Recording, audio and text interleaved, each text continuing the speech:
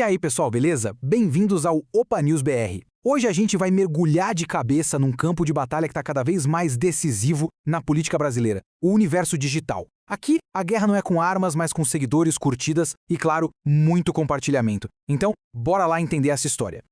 Pra gente começar, quero que reparem bem nesse número aí na tela, 73,7 milhões. O que será que isso significa, hein? Parece a população de um país bem grande, né? Mas o nosso papo aqui, isso é um verdadeiro arsenal digital. Pois é, esse número todo é o total de seguidores que Jair Bolsonaro comanda em suas redes sociais. E para a gente ter uma ideia do tamanho disso, uma apuração do jornal Imagem mostrou que é mais gente do que o presidente Lula e outros 36 perfis do PT, tudo somado. Isso já nos dá um ponto de partida, assim, gigantesco para nossa análise. Vamos entrar então na nossa primeira parte, os gigantes digitais. Aqui a gente vai falar sobre os números brutos, o começo de tudo. Olha, ter uma audiência desse tamanho é uma vantagem estratégica absurda. Pensa bem, dá para mandar mensagem direto, sem filtro, sem precisar passar pela mídia tradicional. É o poder de mobilizar milhões de pessoas com um único clique. Agora vamos para uma outra camada dessa história, porque a batalha vai muito além de uma pessoa só.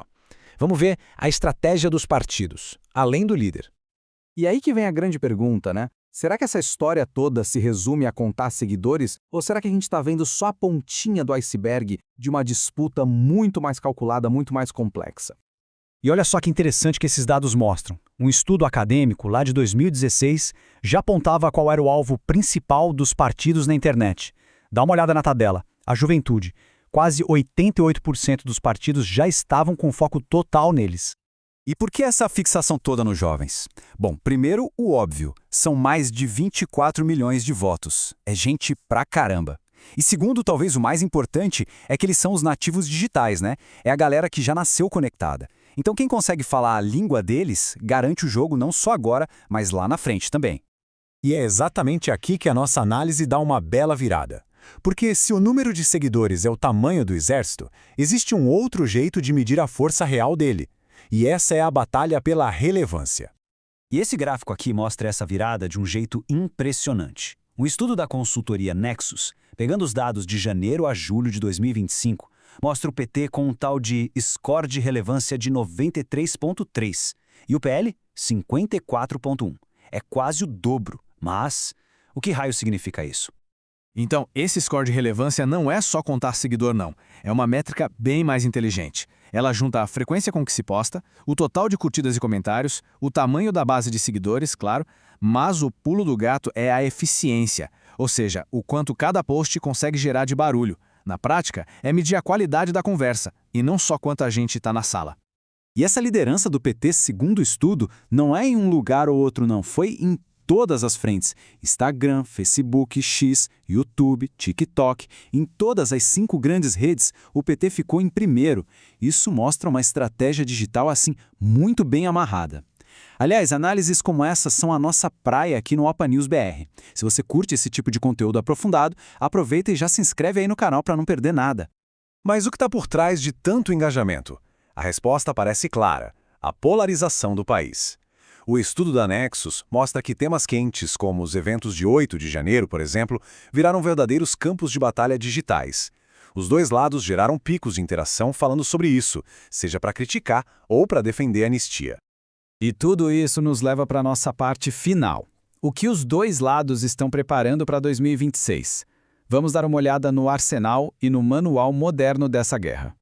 E quando a gente fala em arsenal, a gente fala em dinheiro. Olha só esse número. Só nos primeiros 10 meses de 2025, o governo federal colocou 41,3 milhões de reais nas plataformas da Meta. Para a gente ter uma noção do salto, em 2024 inteiro foi 13,4 milhões. É um aumento gigantesco no investimento.